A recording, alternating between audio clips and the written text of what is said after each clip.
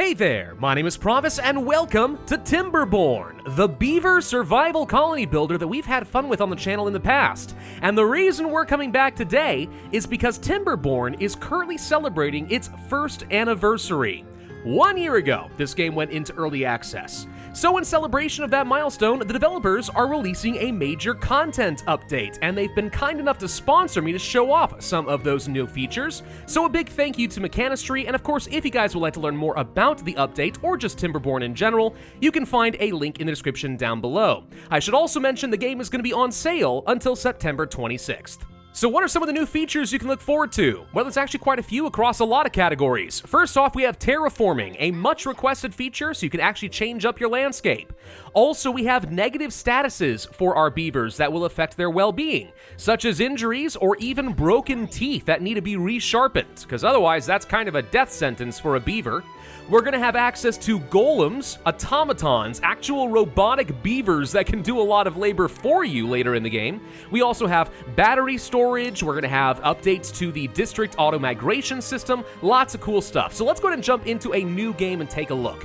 I'm going to play with the iron teeth this time around. They don't believe so much in living with the land as much as subjugating it for the purposes of industry, which suits me just fine. I am going to play on the Meander map, which is very good for the Iron Teeth. There are some early metal deposits we can use, and also, it's just a pretty fun map. Normal difficulty should be fine. Let's go ahead and get started and see how well we fare. And as far as a name for our settlement, we'll call it Riversteel. I think that's nice. There's my little beavers. Oh, look at them. They're so cute. All right, let's take a look at our map. So our water source is going to be up over this direction. Then the river's going to flow all the way around, kind of loop around this little mountain, and head off to the output over this direction. So the water's actually kind of all over this map, and we have many good opportunities for damming it up and using it for power. But we do have a pretty nasty shortage of lumber on the Meander map. This is not a ton to work with. We are going to find ourselves in a very tight situation. I need to get the forestry set up as quickly as possible. Now, as far as the early game, even with a lot of these updates, the early game is still more or less the same as what you're used to. You need to take care of three primary resources first. We need lumber, we need food, and we need water. So let's go ahead and place down a couple of these lumberjack flags in a location where I can actually access all of the trees. How about 1, 2, and 3, something like this is probably going to be fine. Let's also place down a quick little gathering flag so that we can make use of all the blueberries right over here, because we're going to use that for our early food source. And then as far as water, we need to think about where we want to dam up the river. This is going to be some prime farming ground, which means a dam over here to keep the water in place is going to be very important for us. Unfortunately, it's also kind of further down over here. We'd have to actually research stairs in order to get to this area of the dam to keep it under control, and there's no way we're going to get that very early on. So another good spot for damming could be right over here, maybe, and we could actually dam this area up and keep some water in this place. I don't know. There's a lot of options for us. I think the safest thing to do for now is probably go ahead and start gathering water down over here and make use of this natural staircase. So let's place down a quick little water pump like this, and then get everything hooked up via the paths. There we go. That should be enough to get things going. Of course, let's also mark what trees we are willing to start cutting down. In this case, it's going to be all of them over here. You could technically leave behind some trees and encourage them to self-seed, but honestly, it's going to be too slow. We need to get forestry up anyway, so we can kind of micromanage that process directly. All right, this should be enough to kind of get everybody going just to start things up. So you can take a look at some of the new features that are available in this particular update. For example, under well-being, here's a teeth grindstone. That's where you can sharpen up your broken teeth. We've also got showers because they have basic needs for wetted fur. Medical beds for people who have injuries, right? These are all new things. Under the science, here's our golem part manufacturing and assembly, and also a charging station with which to actually charge up your golems. We've also got access to, let's see, under terraforming, there it is. There's the dirt excavator, which has to be worked by the golems, as well as some dirt piles and then terrain blocks you can place down. All of these are ultimately going to be pretty late game activities, except for some of these well-being things. They're going to take a lot of science points. So we can't do anything about some of that right now.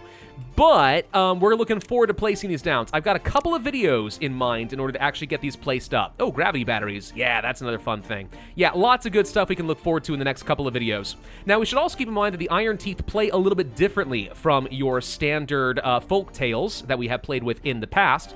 One key example being they use breeding pods in order to get new children. They don't have a natural birth cycle. So we kind of incubate them in a vat of nutrients and water. Yeah, when we are ready to actually grow our population, I'm going to need to place a few of these down. Something kind of like this. Kind of gross, but I mean, hey, whatever works. Now, as I've said, lumber is going to be very, very tight for us on this map. I don't know that we're going to be able to dam up the river before we have our first drought, unfortunately, which means we're probably going to have at least one very touch-and-go moment where we're close to death. Hoping we can avoid some of that, but let's see.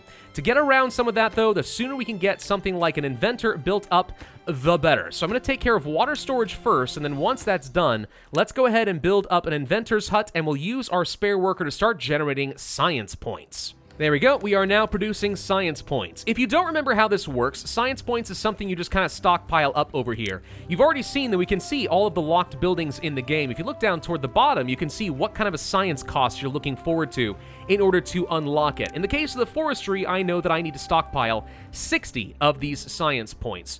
So I need to get to that value as fast as possible. Once we do that, we're going to be feeling a lot better about ourselves. I have placed down a farmhouse in this approximate area, plus I placed down a load of carrots to be grown over here. We are going to need some workers available to go ahead and start planting that, so let's go ahead and pull someone off as a hauler and just go ahead and start planting these down. We need to stockpile as much food as we can. Carrots are going to grow the fastest, but they're not necessarily a very good source of food, and they're very sensitive to droughts. So if a drought comes through and lasts more than, let's say, 2 days, they're probably all going to die off. That's why I need to stockpile as much of this as I can, as early as I can. At some point, we'd like to move on to some potatoes, but that is going to take even longer to grow, and you need to have extra labor around to grill those potatoes, so we'll have to wait for that for at least a little bit. In the meantime, though, at the very least, we seem to have met all of our most basic needs. This is all looking pretty okay right now. Let's go ahead and build out at least one of these breeding pods so we can start building out our labor. It takes a while to incubate a baby beaver, which is just a weird thing to say, but I mean, it's true. Let's make sure we build up some housing. The Iron Teeth actually use barracks instead of the nice small little houses you're used to. It's a 2-story building that can house 10 inhabitants, which means you can really concentrate your population pretty darn quickly, so that'll take care of most of our folks. Another thing I know I need early on is going to be a lumber mill. Yes, we do need to get a lumber mill up and running so that we can start producing planks, because I know that once I do research the forester, I'm going to need 7 planks. And again, the sooner I can get this thing up and running, the better. Of course, the lumber mill is also going to require some power, and unfortunately, the Iron Teeth aren't very good at producing power in the early game. We don't have access to windmills, so these hamster wheels are just going to have to be good enough. Let's make sure it hooks up directly to the building, and then once we have a little bit of extra laborers sitting around, we can go ahead and start running on this and get some power. There we go. All right, that's going to keep us going for a little bit until we have 7 planks. In the meantime, we have enough science points, so let's go over to our lumber and unlock the forester. Now, where am I going to place this thing? Well, we want it to be in range of all of this area, because I think this is mostly going to be where I place down my trees. So something like this could be fine. Sure. I think this is probably going to be the best for us. Yeah, something like that should be just fine and dandy. Oh, already done, actually. Perfect. All right, so we don't need to have the lumber mill on or the power wheel for a little bit, at least until I get some more science put together. So they're already chopping down all these trees. Let's plan out where we want to place down some more. So you have 3 different options to work with. We have the birch, the pine, and the maple trees for wood. There's also chestnut, but that's also for food more than anything. Birch grows the fastest, but produces only 1 wood. Pine take 12 days instead of 9 for twice the amount of wood. So that's a better way to go. And then maple is the best value in terms of wood per day you're waiting. We ultimately want to move on to lots and lots of maple, but I also need some wood in the short term. So I'm thinking we could place down a bunch of pine trees, let's say like that, and then a whole bunch of maple trees out over here, probably. Something like this. Let's see. I'd also like to get some storage figured out. We could place down, let's say, a lumber storage right over there, and then maybe a warehouse, Probably going to have another farmhouse over here, so maybe we go for a warehouse over this direction. I need a place to store extra stuff, right? For example, our berries. You know, if they get up to full capacity, this person just stops working. And that ain't good enough. I need to gather as much as I can during all of my downtime. Oop, that little marker up there is saying that the first of our droughts are about to hit us in 3 days. I'm about positive that is not enough time for us to build up a dam, let's say, over here. So we're gonna be in a little bit of trouble. Oh, and are we about to witness the birth of a little baby beaver? There they are, hanging out inside of the tank in some sort of suspended animation. And any second now. Wait a minute. Wait, there it is. Little baby beaver just popped out right over here. Wow. That's sort of disgusting. Miracle of life and all that. And here comes that drought. The water's going to stop flowing down the river, and everything's going to get dried up and disgusting. So we're harvesting as many of these carrots as we can. With 200 carrots in the bank, I feel like we're going to be able to survive this without too much issue, and we should have plenty of water storage, so we can weather the pain of the first drought. But again, if we want to avoid that going forward, the best thing to do would be to build a dam, let's say down over in this direction. Keep the water here a bit longer so that all of this stuff stays nice and hydrated and continues to grow. Makes a lot of sense, of course. In a game about beavers, it turns out dams are the lifeblood. The drought ends and the water is finally returning down the river. Alrighty. Yep, look forward to a lot more of those going forward. Ooh, look at this. Interesting. We could actually use some dynamite to try and blow this area open and create another path for the water to flow down. If that's something that would interest me anyway. Okay. Just always good to look at the terrain and get a good sense of what you can do with it going forward. I am looking at all these giant building ruins, and I'm a little bit greedy to get my hands on some of this metal. All these old human buildings, you know, back when they ruled the earth before they caused an ecological disaster that killed them all off and led to the rise of beavers. And yes, that is basically the lore of the game. We'll make good use of this later, don't you worry. At this point, we have completely exhausted all of our lumber options. So the 71 logs, that's it. That is all we are going to be getting, which unfortunately is not going to be enough to build up the dam that I would like to.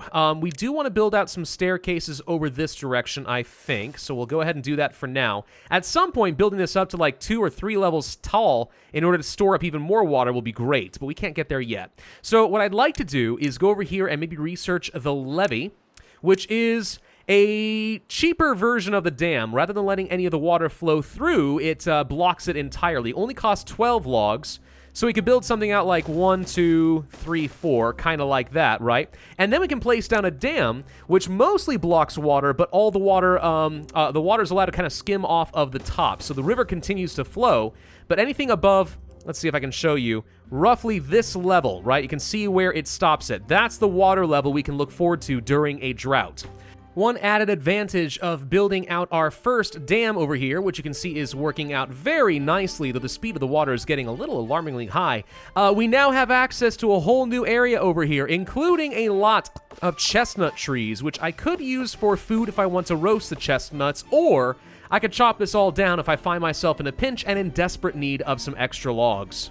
How are we doing as far as the well-being of our beavers? Overall, pretty decent. We're dealing with their hunger, thirst, sleep, and shelter. They actually would like an opportunity to wet down their fur, which I could accommodate, though I'm not sure it's a super high priority. We're giving them nutrition with 3 different sources of food, which is helping a little bit, but there's nothing else I've really done here. Maybe a campfire or something would be in order? I don't know. I'm sure these guys would like to have some sort of a social life, right? Probably? Yeah, there we go, kind of like that. All the little beavers hanging around the campfire, telling all sorts of beaver stories, whatever those would look like. I have no idea.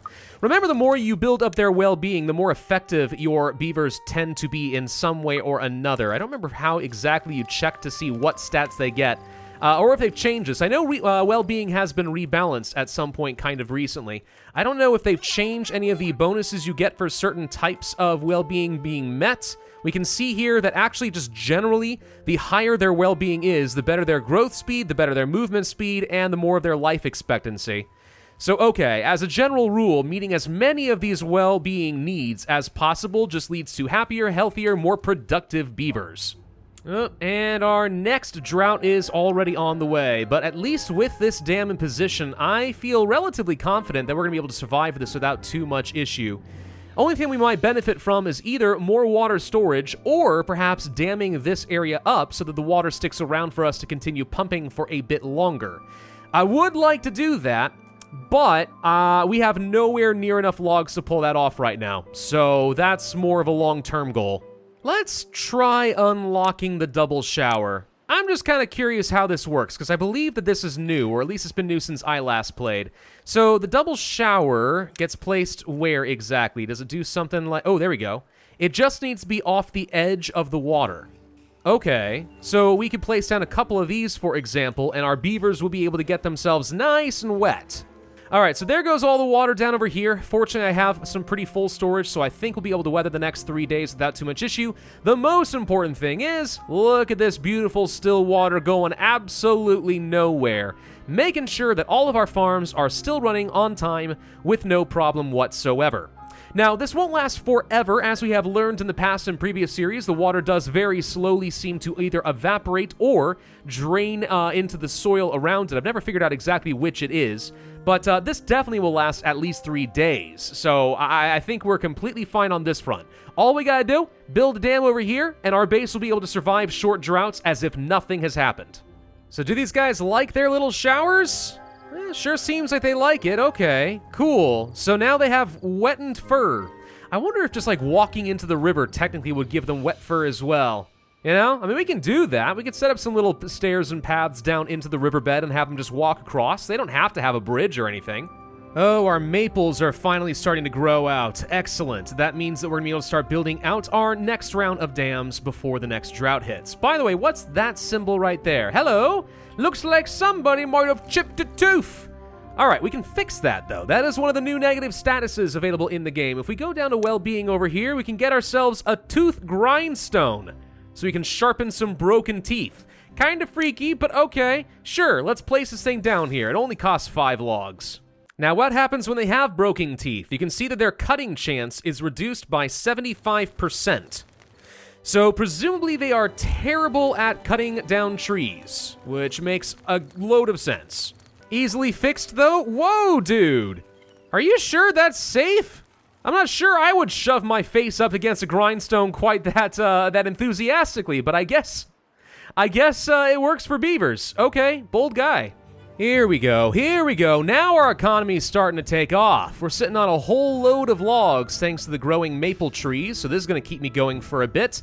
Water's looking a-okay. We're starting to produce planks, so we got more food than I know what to do with. This is the point where I should be able to start doing a lot of fun stuff. We are going to need a lot of power at some point, and this is probably the most difficult part of this whole thing. What is it going to take for us to get an engine? 400 science, we do have that. It takes gears and steel, though, before we're going to be able to build these things, so this isn't really going to be an option. If we want the power to get these lumber mills running full-time, and, just as importantly, if we want to start getting a gear workshop up and running, we need probably some water wheels down over this direction. So these compact water wheels are going to be the way for me to go. I'd like to place them over here, but that might be a little bit too difficult to work with. If I were to place down, let's say, some compact wheels down over here, and then maybe, hang on real quick, hang on, maybe place down a levee like this and this to try and guide the water through here, that would be a way to force the flow where I want it. Then we could place down a gear workshop over here and actually start producing the next resource we need for our industry. Yeah, well, we know we have to get this, so I'm going to go ahead and place down the gear workshop for sure. And then, yeah, I do think we're going to be building at least 1 or 2 of these suckers and try to use the river power in order to keep us up and running. Once I've got gears, the next thing I'll be able to do is start getting things like a high power shaft in order to start translating the water power up the cliff face like this. And then this can turn into one really big industrial area with a whole load of power being produced, and ideally at some point stored, making use of the gravity batteries. But again, I need gears first, so as far as a quick and dirty solution, this is probably going to be the easiest way to go.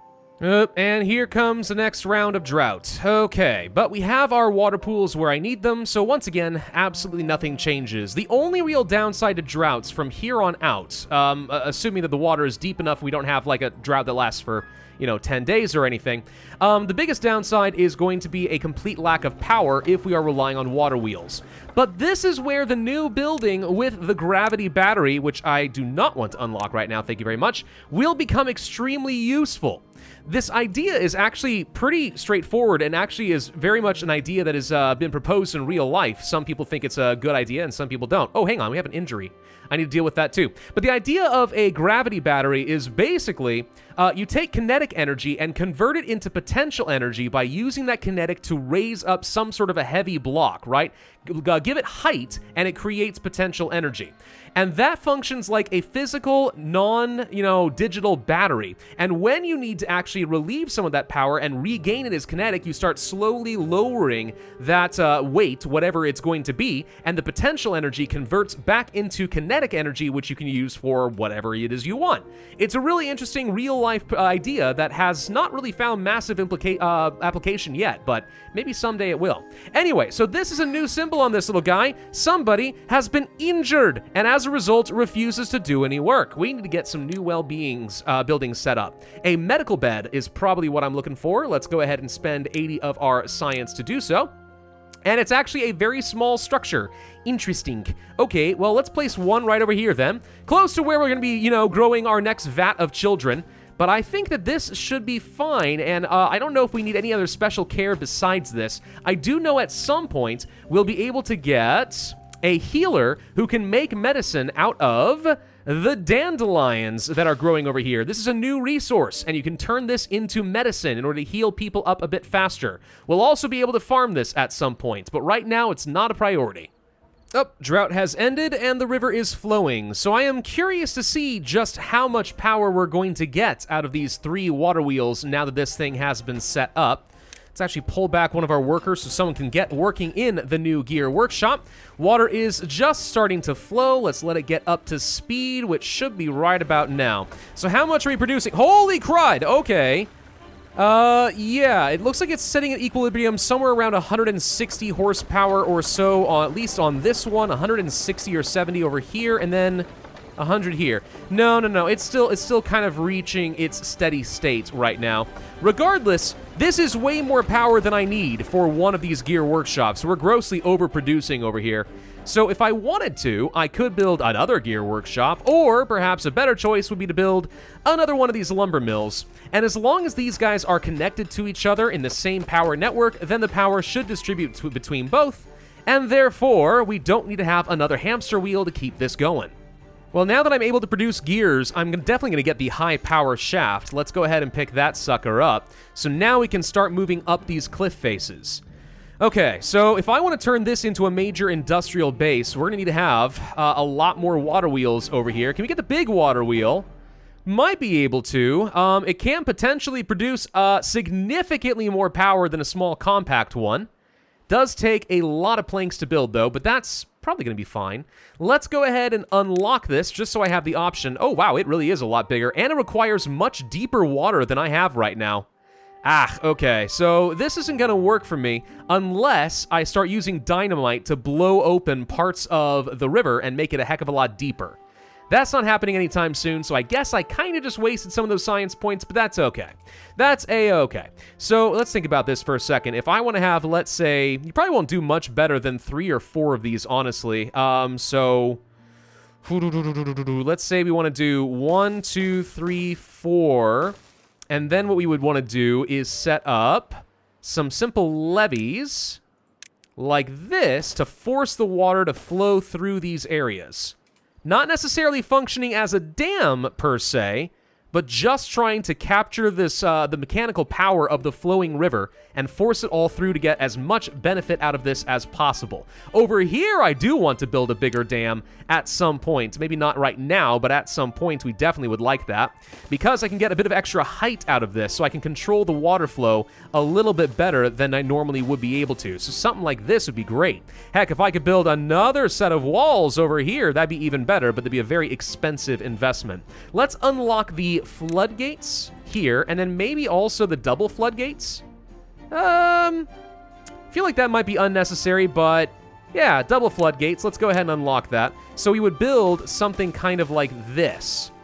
Yeah, this is something I'd like to get. This is more of a longer-term project, but this would let us store up a lot more water further down this stream, and if I find myself in a situation where I am running out of water over here, I can slowly start releasing the water just to keep it moving, filling up our deep water pumps, and also get more power. That's what I like to see. We're also starting to hit a bit of a population boom, which is great. I've got more laborers than I quite know what to do with at the moment. How about we get ourselves a builder's hut? That'll make it a little bit easier to dedicate people specifically to the noble art of building things that I tell them to. Also, before we end up this video, let's go ahead and place down another round of crops, but this time, I'm thinking, well, we can't do spatterdock or cattails. Oh, that's because I built the wrong building. We don't need a farmhouse over here. We need an aquatic farmhouse. There we go. That's what I meant to do. Okay, we can place down something we can use that grows in water. Cattails could be kind of useful. Or spatterdock. How about we just go ahead and do a little bit of both? I'm going to place down a whole bunch of cattails over here and some spatterdock right along over here. Perfect, and as long as we have stairs going into the water, which these guys do, then they can go around here and start farming out a new source of food. Not that I need more food exactly, but having lots of food variety does improve well-being, and that's good enough. All right, so I think this is a good place for us to end this particular video. We've seen some of the negative status impacts on some of our folks. We have at least looked at some of the new buildings, but we're not quite ready to use some of it. What we need to do is start getting some steel together. If we can start extracting some metal and get this last dam up and running, I think we're going to be in a pretty golden position to start working toward things like, oh, I don't know, golems? That could be pretty darn cool, so stay tuned for that. Thank you all very much for watching this video, and again, thank you to Mechanistry for sponsoring this video. Of course, you guys can find a link in the description down below if you'd like to learn more. Be sure to hit that like button, leave a comment, subscribe, hit the notify bell, and I will see you guys next time.